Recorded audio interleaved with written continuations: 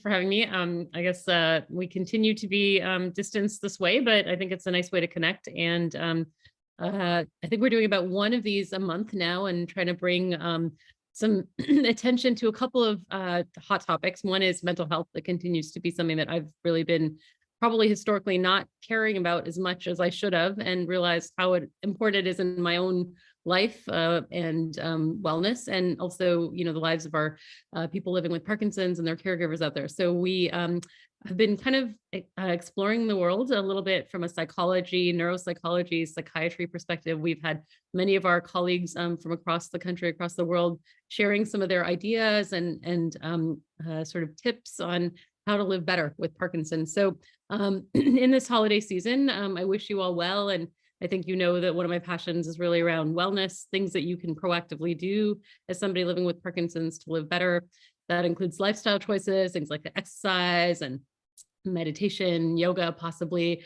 But social connection is a big piece of that. And so I had asked Dr. Turner, who is a neuropsychologist at the Medical University of South Carolina. And he's an assistant professor there and the director of the neuropsychology division. And he's had a large history of working around the space of Parkinson's patients and understanding Parkinson's disease and mental health contributions in this space. And so I thought it would be fun to have him come on and talk to us a little bit about mental health and how to be proactive about making decisions that may help you to stay connected, understanding a little bit about this social connection space. So welcome, Travis. Thank you for joining us. I know it's absolutely. Thank you for inviting me here. This is great. It's a really nice group you've got. Yeah. So maybe you can tell us a little bit about sort of your, why you got interested in Parkinson's, and a little bit about what a neuropsychologist is and kind of your role on the team out there in South Carolina.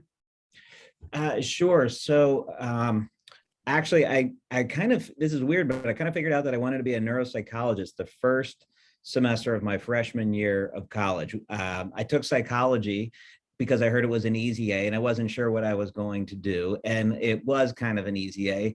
And I was mildly interested until we got to the part where they started talking about how neurons are related to behavior and how different types of clinical conditions can change the way that the brain works. And I was immediately really just kind of hooked there and decided, well, I want to try to study how brain structure and function relates to behavior, especially in different clinical conditions that people experience, Parkinson's being the most interesting to me. And it really stood out as being the most interesting to me because it's just so complex. It hits so many things. Obviously, it impacts the ability to move and can cause trouble there, but also cognitive functioning, thinking, memory, mood, anxiety, motivation, and then, the other stuff too, like bladder and bowel. And so while it's really very complex, it's also something that's treatable. And there are ways that we can live better with Parkinson's because of medications, but also because of things that we can do for ourselves, these kind of proactive, healthy behavioral stuff that we're talking about today, with socialization being really kind of a key one for me. Yeah, absolutely. I think we share many of the same passions. I know that you had put together a slide deck of some research, data, some facts, and maybe we can kind of have you present that, because I was really fascinated to see some of that information, some really interesting stats there. Yeah, I would love to do that. And I guess I just realized I didn't answer one of the questions that you had there in terms of what it is that I do, because I tell people that I'm a neuropsychologist and they have no idea what that is, or people get sent to see me and they have no idea what to expect. But really, I'm trained as a clinical psychologist with a lot of additional training in neurology and specifically in Parkinson's disease. So people will be referred to see me when there are questions of cognitive decline or problems with mood or anxiety that seem a little bit kind of squirrely and hard to figure out. And then my research is also in this area, trying to develop better ways of identifying cognitive and psychiatric symptoms in Parkinson's and related conditions, doing the clinical trials to actually see, what is helping. And then certainly a lot of this community outreach, which is really very, very important to me. So maybe just for a second, can you clarify what the difference is between a neuropsychologist, a psychologist, and a psychiatrist? Because I think people get a little confused by those.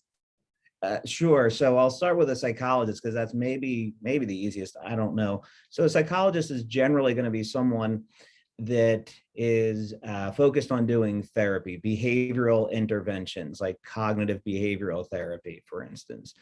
And they're mostly going to usually focused on symptoms like mood, anxiety, and apathy. Of course, many of them are researchers, but most of them are clinicians doing therapy. Psychiatrists are similar, except they're primarily working with medication management, prescribing medications. Really an important part of the team, especially for conditions like Parkinson's, where there's a neurochemical imbalance. And so getting the right meds is a big important part of mental health for many folks. And then neuropsychology sort of sits in the middle a little bit. And so what I a lot of times try to do is take a presenting issue like someone is not, they don't seem to want to pursue their interests. They don't seem to want to engage socially. They are struggling at work and try to figure out, is this, primarily a movement issue related to Parkinson's? Is this a psychiatric thing? Are they depressed or too anxious to be able to focus? Or is it a cognitive thing? So I do a lot of diagnostic assessment. So people will see me, we'll talk about what's going on so I can understand it better, do some testing, feedback, of course. And occasionally I'll do some therapeutic interventions as well. But a lot of my clinical work is really kind of diagnostic in nature and then helping to refine the treatment plan. That's great. That's good to clarify. All right. Well, I'll let you share your slides and teach us a little bit. All right. Let's see.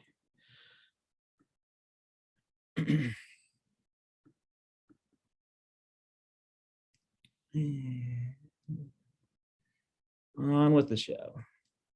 Okay. So I kind of took a twist on preparing for the holidays here and really kind of focusing on addressing social isolation in Parkinson's disease, because it is a big problem. And what really drew me to this topic is that I was aware of some of the research that supported the importance of socialization from working with patients over the last 15 or so years. I could see that people who were more socially interactive and engaged were doing a lot better than those who were seeming to be more lonely. And so I started telling people that, well, in order to preserve your cognitive skills and to promote mental health, it's really important to socialize. But I didn't actually have the research to back that up, or at least I should say I wasn't aware of it. So I actually did a bit of a lit search myself and was able to actually come up with the science to support what I was recommending. So what I was hoping to do here today is first just sort of provide that scientific rationale. I mean, it may seem obvious, but I think some data can help us feel more confident in the conclusions we're coming to, that socialization is important. I also want to recognize the challenges in Parkinson's, because it's not easy, and I don't think it's right to pretend that it is. And then I want to get to some tricks of the trade, things that have worked for others, things that have been talked about at a lot of the smaller community support groups that I've been to. And then since this is around the holiday time, just kind of have some holiday special pro tips for making the holidays a little more fun and enjoying all the social stuff that can come with that. So the rationale for socializing.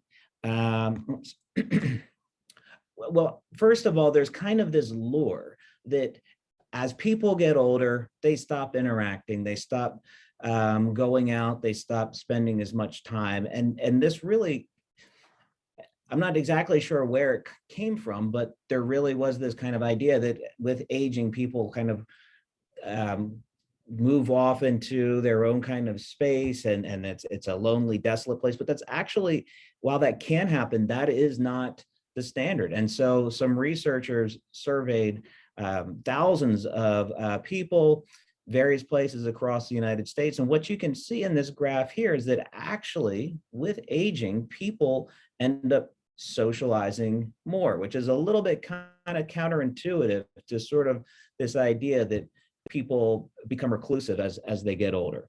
And that includes after adjusting for life factors like losing a spouse or significant health or other complications. So the first thing we know is that it does actually increase.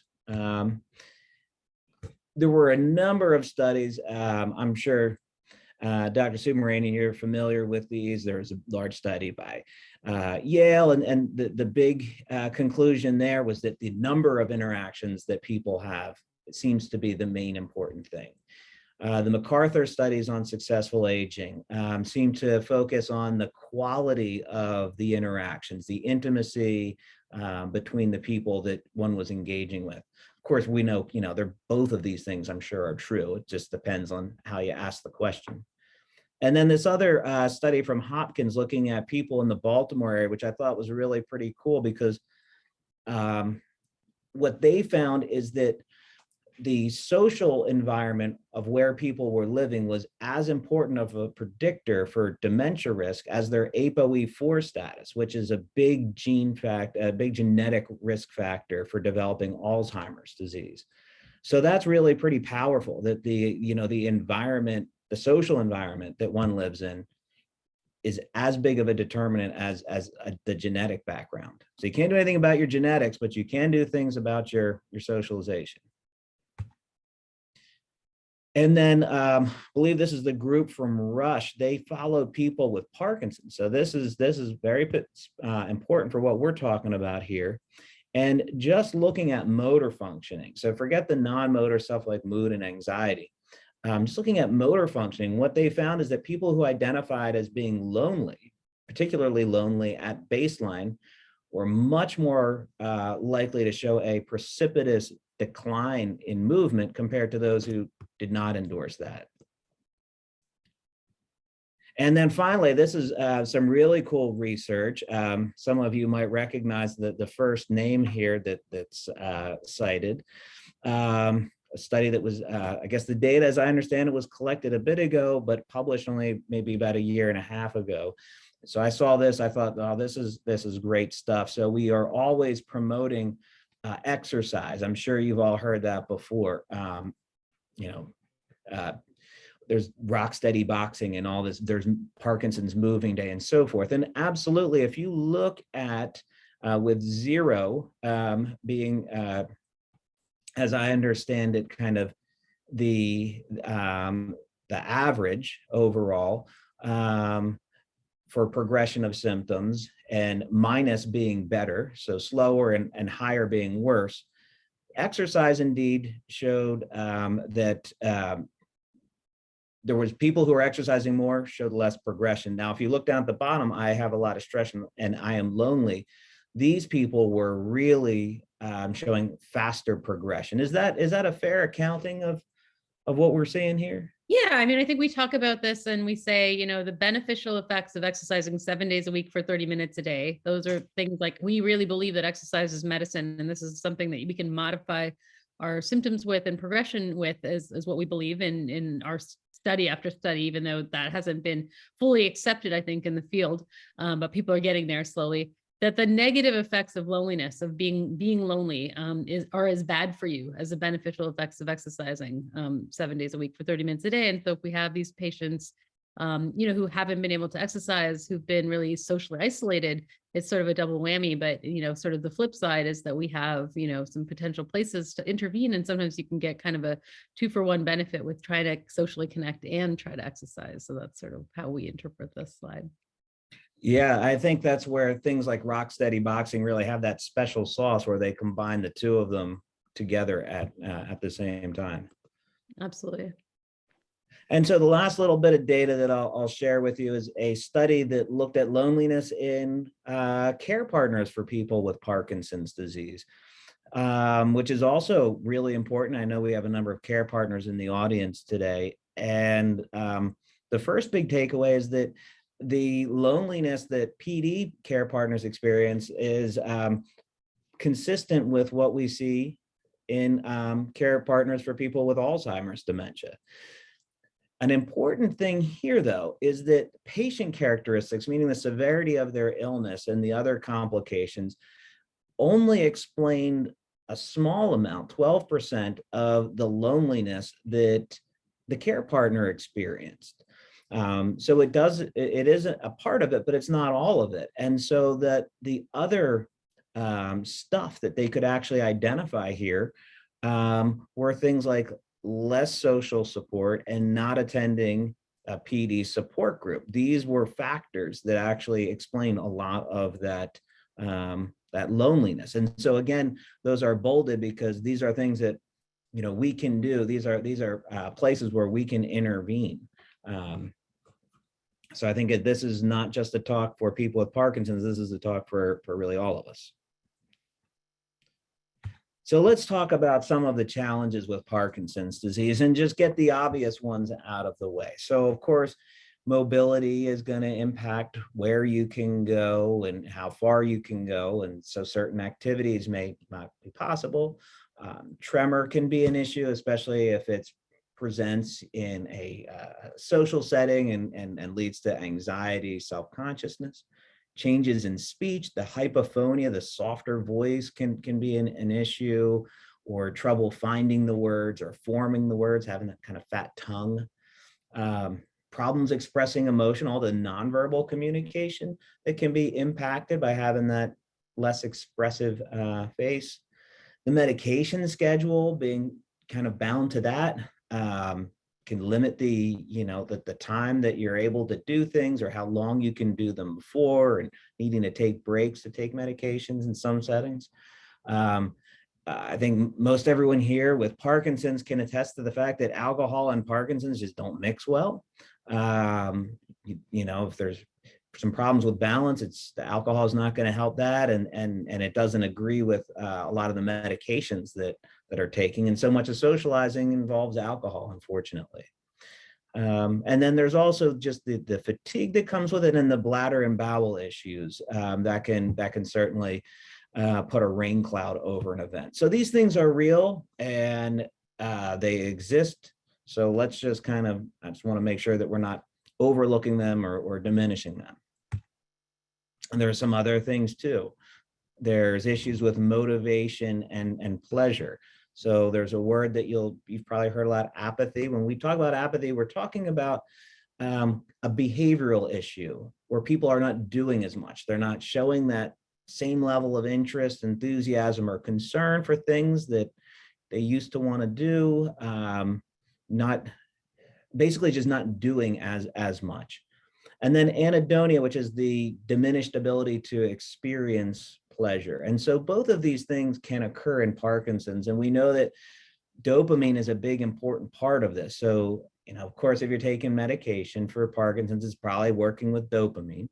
And we know that dopamine is lower in the motor pathway, but it's also lower in that pleasure pathway. And so people end up they end up making bad predictions about how much they're going to enjoy something, and tend to not do stuff because they focus more on the challenges of it and diminish the potential rewards of whatever the activity is. And then when anhedonia is present, the activity doesn't have the same connection with the emotion experienced. And so a lot of times people can feel like they're sort of just going through the motions. So they know that it's important to go out and spend time with family, and that they're doing something good by showing up at the birthday party, but they're just not feeling it the same way.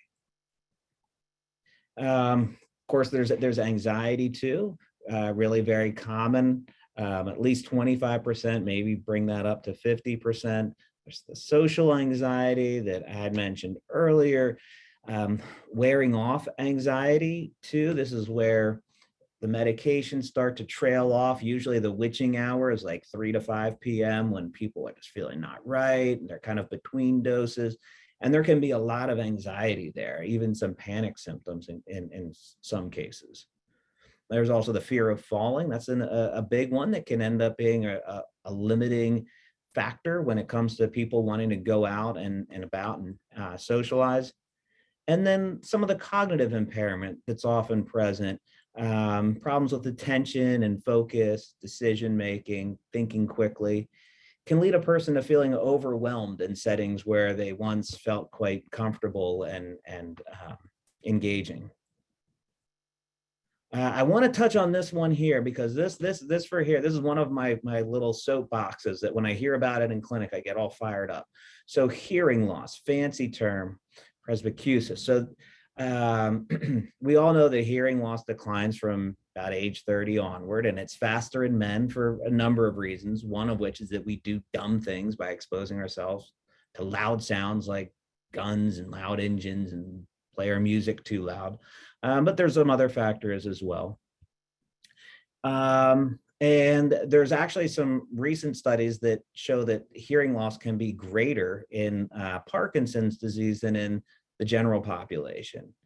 And while it's not on this slide, I can also tell you that there's new research that shows untreated hearing loss, so people who do not wear hearing aids, have accelerated rates of cognitive decline, including Alzheimer's dementia.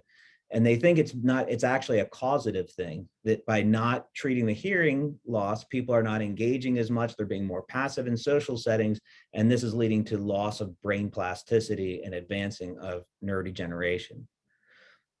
So at any rate, the result of this hearing loss, people feel oftentimes out of the loop, they can feel more depressed. And then this can also give the appearance of problems with concentration and memory. So just as a quick summary, we've learned social isolation is not a normal part of the aging process. It's critical for cognitive health. People with Parkinson's have definite challenges. It's not going to be easy. I think of Sisyphus and pushing the giant boulder up the hill with this, and trying to overcome many of these challenges. And care partners themselves are also susceptible to loneliness, but we do have some opportunities for intervention. All right, so what do we do? This is an author wrote, "Think and Grow Rich." Many people have adapted this phrase in different settings. When I learned how to dive, it was plan your dive and dive your plan. I hear it in mentioned other places, but it's a really good way to think about things. So you got to plan your work and work your plan when it comes to socializing. So for me, I think timing is really everything. So you need to think about this. All right, when are you feeling the most on? When is a good time of day for you? Also, what is a good time of day for location? Less crowds, where if there's a mobility issue, there's not going to be too many things going on, too many people to have to move around. If you're talking about a restaurant, something that is more accessible, where you won't have to navigate a bunch of odd tables and stations and things if going to and from the restroom.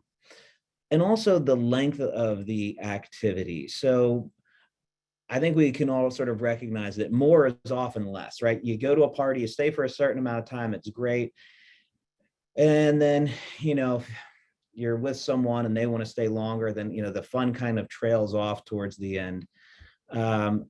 With Parkinson's, because of the fatigue, because of the medication windows, it's really good to kind of plan ahead and think, all right, let's get 2 great hours here and let's leave on a high note and not after things start to deteriorate.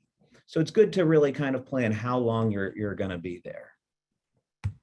And allow extra time to prepare. By all means, if it took an hour to get ready to go to church, let's say, give it 2 hours. Wake up a little bit early so then you're not stressing about it. I hear this all the time between patients and care partners about the stress of trying to go, and just give it more time.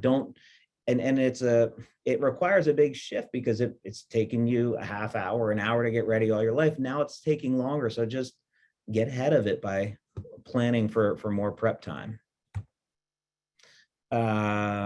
Talked a little bit about kind of the locations for time of day, also avoiding clutter, thinking about avoiding stairs, reducing driving time. So this is something that I'll hear about a lot.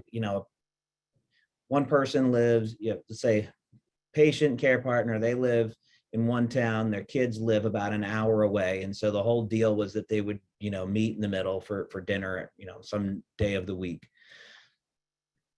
Well, if you've only got maybe a 2 to 3 hour window of good time, having a long drive is not going to help. And then with the stiffness and everything, going for these long drives isn't necessarily a great idea. And I think this is a good time to be proactive and let people know what the stress is, what the struggle is, and don't just keep pushing on and driving further than need be, and ask others to come closer to you, or just bring that activity closer to home so you're not spending a lot of time in the car.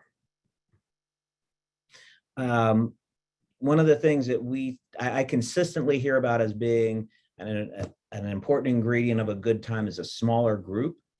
So if someone with Parkinson's is having a harder time keeping up with conversations, is thinking a little slower, or it's taking longer to find words, in a small group, they'll be better able to play an active role and to be able to interject and tell stories. In larger groups, they oftentimes feel kind of left out and kind of shuffled to the back. This is especially true with hearing loss. And so it's really important to kind of think about how people with hearing loss are going to be able to participate. Just as Dr. Subramanian was saying, physical activity is a really great part of the treatment for Parkinson's disease. So things like rock steady boxing are great, but also if you can combine it with like a walk in the park or some other physical activity.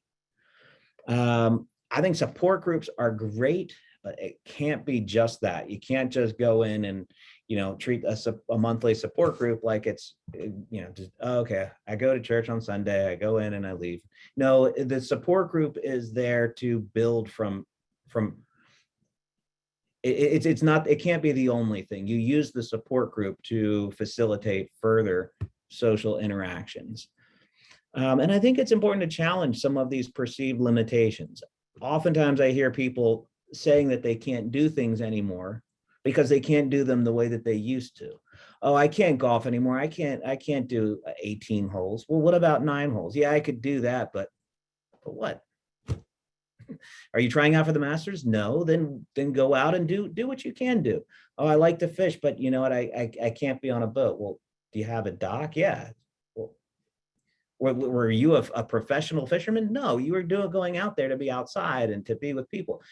I think there's a lot of more limitations and restrictions that people put on themselves and really need be. So when trying to set up something for, social activities, you just have to realize that it's probably not going to go as planned and there's going to be challenges. So setting realistic expectations, I think, is really important. Some of the key things here, if anhedonia is present, that's sort of going through the motions feeling, just keep in mind that the emotional experience may be diminished, we know that other things that socializing does for a person is not diminished, and the value for others is also really huge. People want you there. Your athletic performance is not going to be the same. Your golf game is not going to be as good. You're not going to be bowling 300, or in my case 100 anymore, but that is also not the point. And sometimes it won't be fun, and that's okay too. It doesn't always have to be fun. And keep in mind that the socializing is a means, not an end. So the idea isn't that you're socializing to have socialized. It's really the goal is the activity itself. So we can address some of these complications. I always make a big point on emphasizing the importance of addressing hearing loss, keeping those hearing aids, having some extra medications ready. What some people refer to as a go bag that they can just grab and take with them, and has backup medications in case something is missed. If there are issues with cognition, there are some things that we can do to kind of help with that. You just need to talk to your neurologist or primary care doc, some medications that can be helpful. Same thing with mood and anxiety. Let's do what we can and not be unnecessarily encumbered with symptoms that can be addressed. And just like, plan your work and work your plan. Well, if you fail to plan, that is a plan to fail. And so I think it's really important to consider some ways to kind of bring back some of the cheer and to make sure that you're just not missing out on things just because of stuff like COVID or because of some of these physical limitations. If there's one silver lining of the COVID cloud, it's that we've all gotten pretty good with you doing this virtual stuff, right? We're all in this meeting today. I'm guessing that probably very few of you had ever had a video call or a virtual meeting prior to COVID, but now we can do that. And while it is not exactly the same, it's not nothing. So do these meetings. It doesn't just have to be a phone call. Put it up on the screen and make it special. Some people, the World Cup, all right, you may not be in the same place, but you can watch it at the same time and be on video at the same time as you're watching it and cheer just like you were there with them. Some people get dressed up. They make it special and fancy, even if it's a smaller group. That's fine too. I got all dressed up for you all today, wearing this shirt and tie. I didn't have to do it, but I did. You're welcome. Volunteer work, obviously really very good. A sense of purpose and meaning. Come up with distractions. Have these lined up in advance when you're not feeling down. Have that puzzle ready to go, the book, the game, whatever. Because when you're feeling kind of down, you're not going to be very creative. So have that stuff in place before you get there. And start making happy plans for spring of 2023 if there's nothing immediate now. So it says happy holidays. I'm not quite done yet. Some holiday pro tips. First, for travel, medication triple check. If you've got a care partner, have them check both when you're leaving your house and before returning home. Make sure you've got it all with you. This is the Travis Turner recommendation of add 3 days worth of medications for domestic and 7 for international. There's no citation for that. That's just what I say. And always keep it in your carry-on bag and make sure it's accessible. Do not check that bag.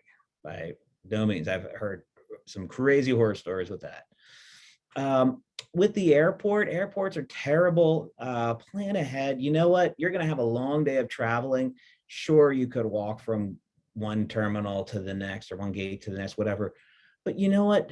Save your energy for the important stuff. Ask for wheelchair assistance in these cases. If there's any possibility it'll help, and take the early boarding. Your life is tough enough with Parkinson's. We went through all those slides and all those limitations and challenges. Those are real. So you know what? We have some good supports. Don't be shy about using them. And if you're planning that travel, don't get those short connections. You're not going to be able to zip like you may be used to between places. For driving, we always recommend breaking the travel time up. You don't want to get too stiff in the car. Take rest stops to stretch. And if it's, you could do that 12-hour day in one shot, maybe don't. Maybe plan a break somewhere happy in the middle so that you're not feeling completely spent and needing multiple days to recover from that.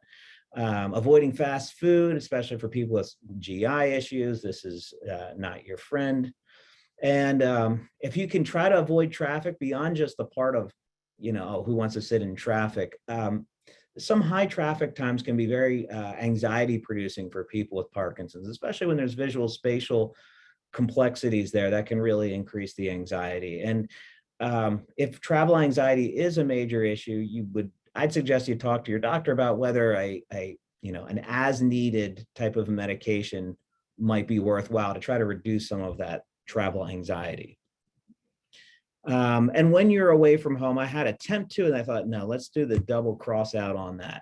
Because if you attempt to, you probably won't. So just say you're going to keep your routine. So try to get to bed at the same time, have your meals as close to the same time as possible, and take your medications and exercise.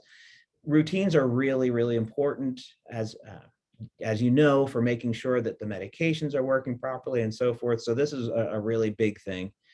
Um, if you're at someone else's house, allow them to carry the bags. You don't have to show them that you can still get up the stairs with your heavy suitcase. And no, that's just a recipe for a fall and a bad time. So this is the time to let other people give you their Christmas gift of carrying your bags. Please let them do it. And when you know it, when people help you, they get more invested in you, and that actually strengthens the relationship. So let them do it, even if that hasn't been the relationship to this point. And use those mobility devices, anything that you would be using, continue using as long as you can take it with you. Don't want to have a fall on the trip. It's okay to take breaks. You don't have to, you know what, if the kids are driving you crazy, tearing open their presents too fast and just being awful, because you know what, sometimes kids, I've got two, sometimes they're awful.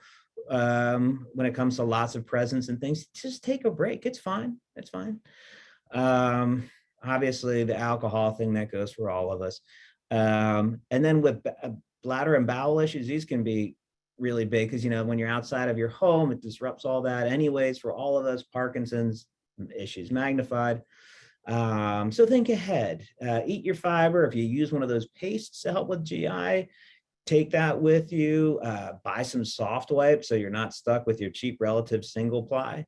If you can get a private bathroom, by all means. And you know what? It's okay to have some extra undergarments. If there's an issue, that's fine.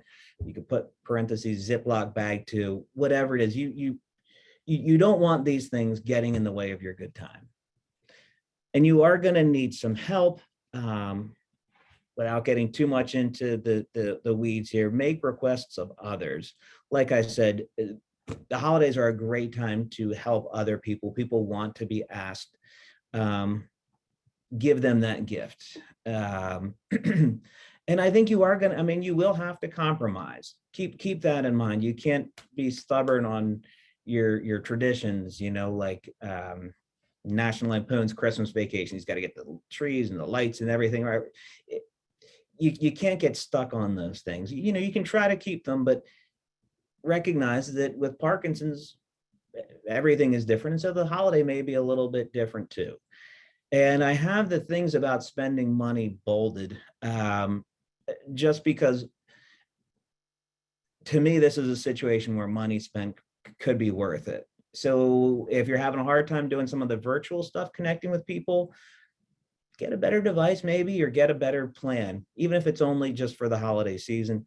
But I'd say to have it more often to facilitate socialization.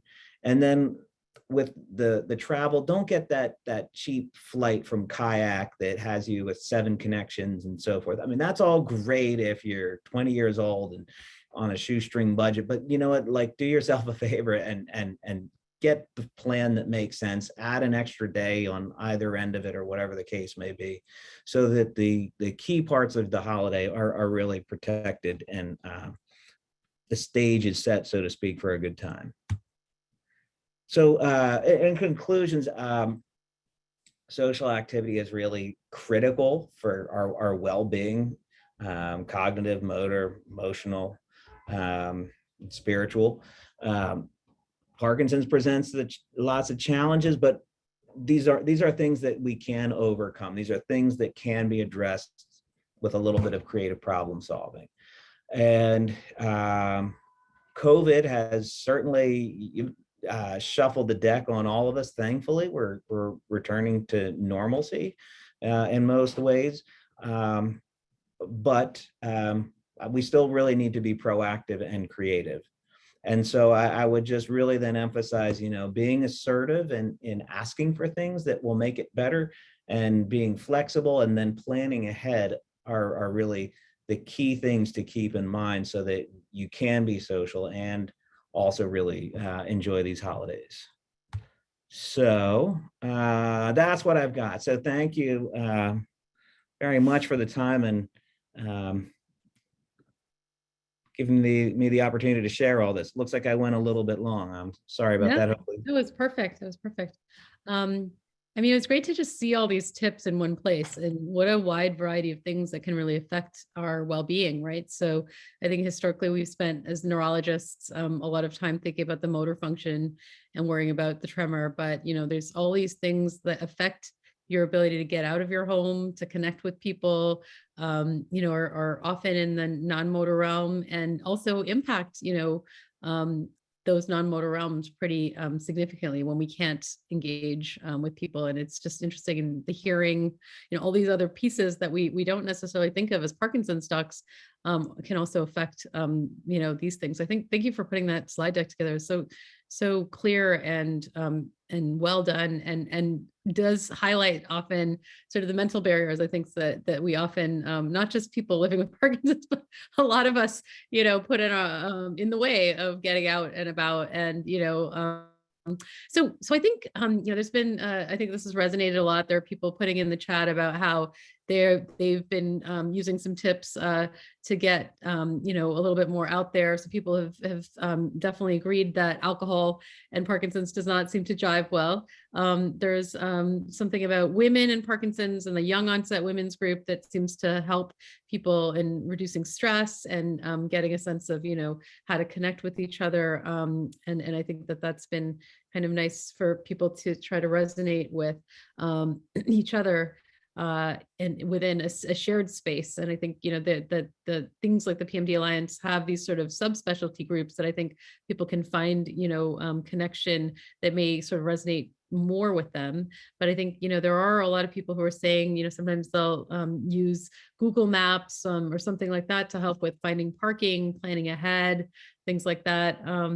And I think, this sort of concept of allowing yourself to avail yourself of resources. I know my dad just was having some back pain, and it was the first time that he had ever used a wheelchair in the airport, and it took some convincing, but it was so much easier, and it was just like such a stress-free situation, and kind of opened some doors to him getting back on the road to travel. So I think if the choice is between trying to accept some help or take a compromise, or build in a little extra sort of padding for time, or spending a little bit more money versus not doing something at all, the hope is that we can keep people, getting to the things that they have on their bucket list, finding meaning, finding joy, connecting with people that bring them that joy in whatever way. And I think, as you mentioned, sometimes it's not for you, but it's even for the people that miss you. And that's something that I think it takes a little bit of repositioning in the mind to say, well, yeah, maybe, I made about 10 people's lives so much better just by coming to the party, even if it was for 10 minutes and to take some photos rather than just being absent. And people, I think sometimes our minds get in the way and start saying negative things about ourselves and how we're not likable when we're alone or lonely, how people wouldn't miss us. Why would they miss us? I'm just a burden on these people, and we'll put a damper on their dinner. And really, many of the loved ones are just wishing that they could have 5 minutes of the person, in the mix. So. Oh yeah, I mean, absolutely. I say this all the time. One of the worst twists to that too is that for people who go to these things and they feel like they're not participating in the same way, and then they have that anhedonia where they feel like they're going through the motions, they then decide to feel guilty about it. Like, oh, there's something wrong with me that I don't feel so good when I'm around my family anymore. I don't feel that same joy. And then it just makes everything so much worse, because they start, casting fault on themselves for it, which is it's really the opposite. It takes a lot of mental work, as you say, to kind of get past that and to frame things differently. But I'll do some of what we call motivational interviewing or motivational enhancement, and I'll say, oh, well, so now when you were, a child, did you not enjoy it when your grandparents came to visit because they were kind of slow getting around? No, I loved it. I loved it. Okay, so why is that? Why would you assume that people are experiencing your presence like that? What has given you that idea? And a lot of times themselves. It's really not a true or valid conclusion. Absolutely. Absolutely. So I think it's a lot about reframing. And I think that's a lot of what you guys do, right? In the psychology world, is just sort of following these thought processes and be like, that actually doesn't make that much sense. And I think you've illustrated that really beautifully with some of the slides and the anecdotes about the fishing on the dock versus or the masters, a group of golfers or whatever. There's a tip here: tell your hosts ahead of time that you may need to leave early so you don't have to feel guilty when you do. So I think that's a great tip. People have gone as far as to hire a driver to take us to JFK on our way to see our son in Switzerland, things like that. Best gift for people with Parkinson's to give their care partners is time off from care duties. It takes planning, but is so important. So, and that's from an amazing care partner who is in my world, Edna Ball, who runs a support group here in Southern California.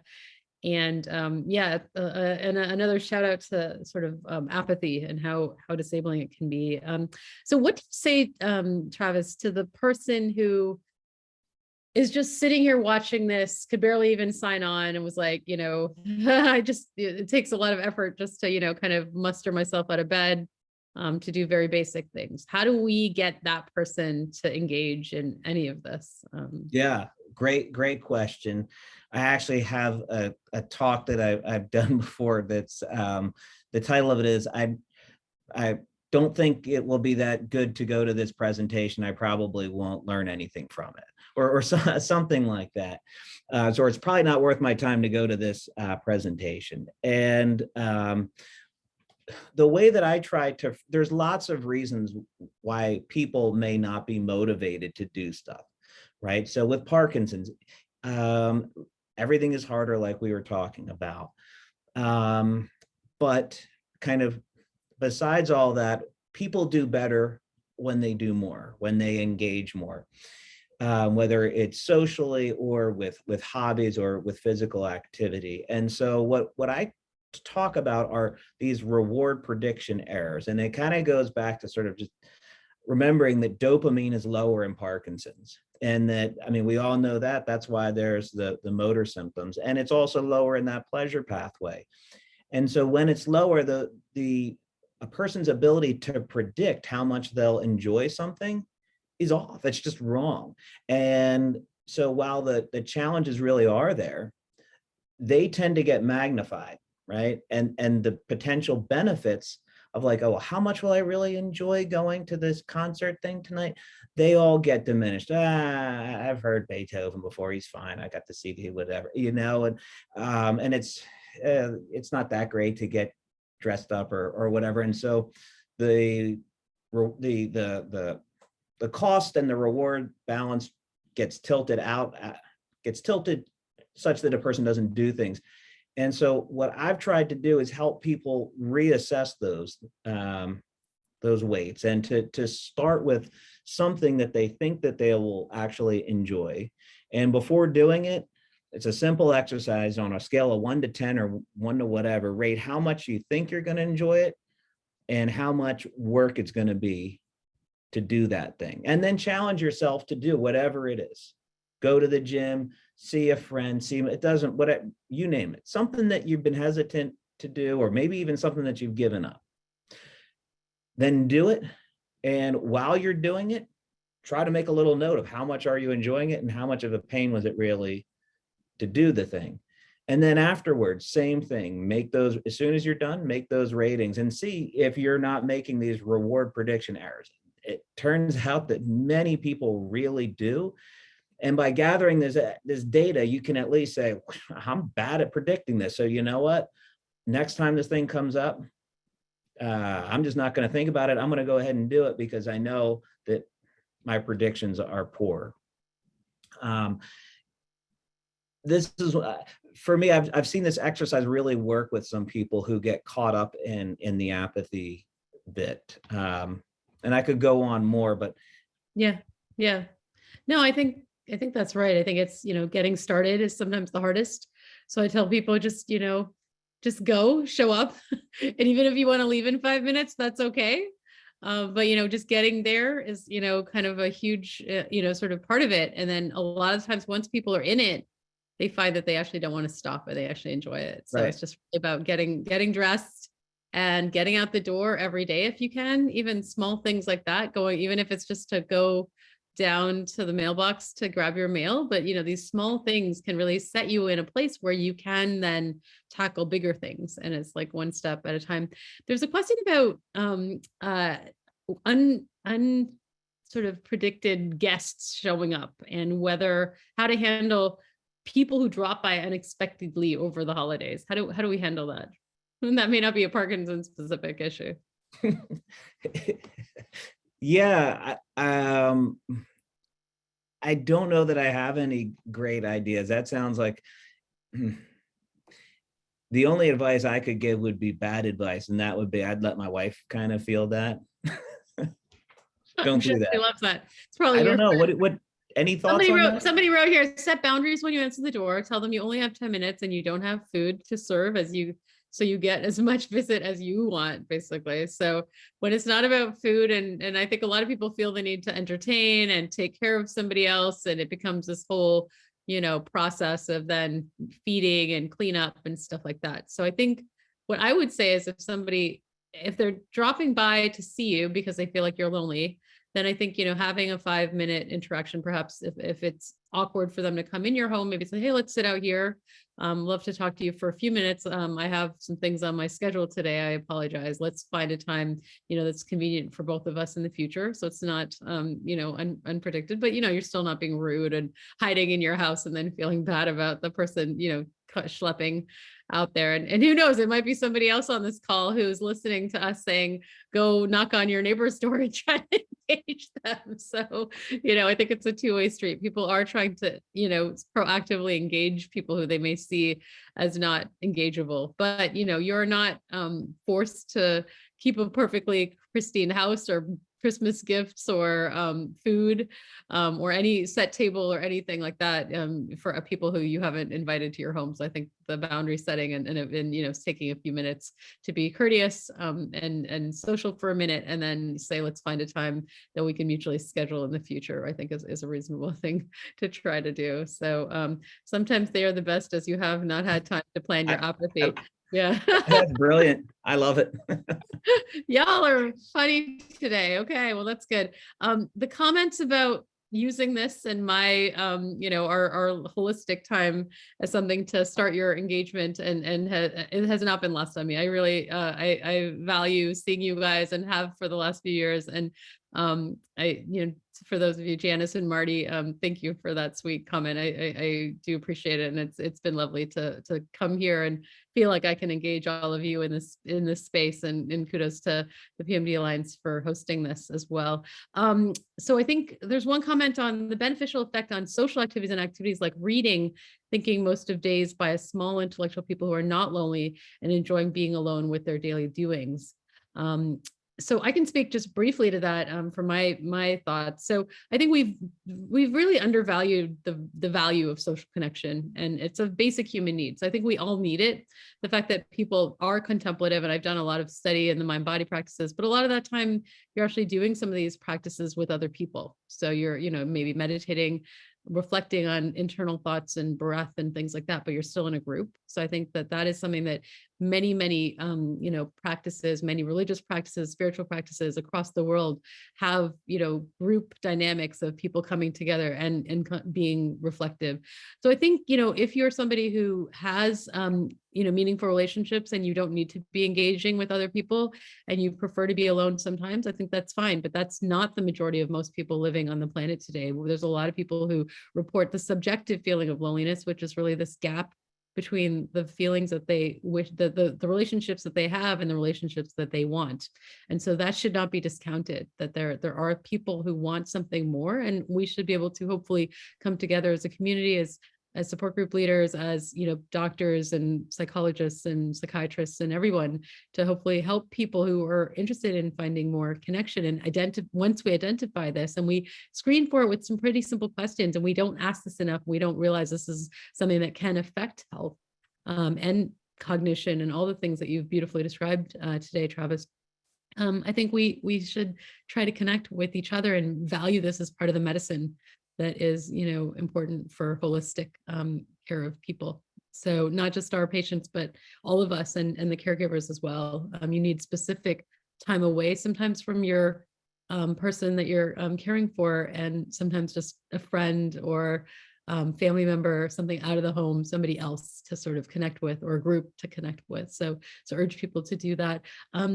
Travis, do you have anything, maybe a last minute holiday, something to send us off with, and then I'll pass it back to Andrea.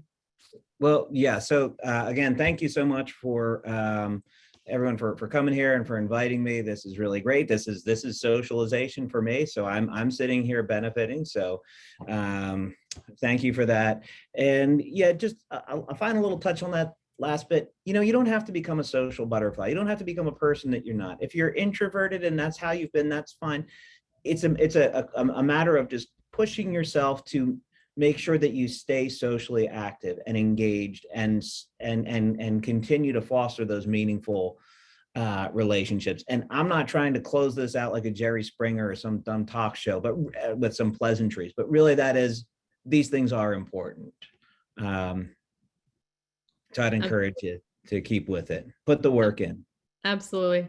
Well, thank you so much, Travis. This is a beautiful slide deck. I think it will give a lot of people some great tips, and yoga class is a great way to be alone together. I cannot agree more. So with that, Andrea, I will pass it back to you and the awesome team at PMD Alliance. Wish everyone happy holidays. Realize that this is a time when many people may not have people that love them and connect with them. So take that extra, time to think about those people on your Christmas card list or in your neighborhood that could use a little extra, care and support. And happy holidays, everyone. Look forward to a 2023 that is positive and peaceful, hopefully, for all of us. Wonderful. Thank you, Travis. Thank you, Indu. We always close with a wave of gratitude. I invite you, if you've had your camera off, to turn it on, and Travis, scroll through, see all the smiling faces out there. We appreciate you sharing your time and your expertise, and I think we're gonna put some of those tips to good use. What do you think, everyone? So happy holidays and have a wonderful weekend, everybody. Bye now.